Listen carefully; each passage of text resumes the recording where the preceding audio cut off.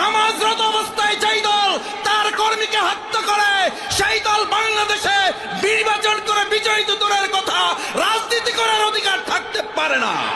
বাংলাদেশের 56,000 বর্গ মাইলে এবার আওয়াজ তুলতে হবে, জমিন যার। সব দেখেছি বারবার, ইসলাম এইবার।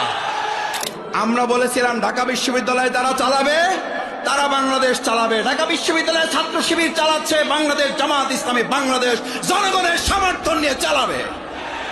দেশ স্বাধীনের 54 বছরে এমপি বানিয়েছি বারবার, খাদেম সেবক বানাবো এইবার। সবাই মিলে ঘরে ঘরে আওয়াজ তুলে দাঁড়িপাল্লার বিজয় নিয়ে আসা পর্যন্ত রাজপথে, ময়দানে, প্রান্তরে ছুটে যাওয়ার জন্য রাজি আছি কারা?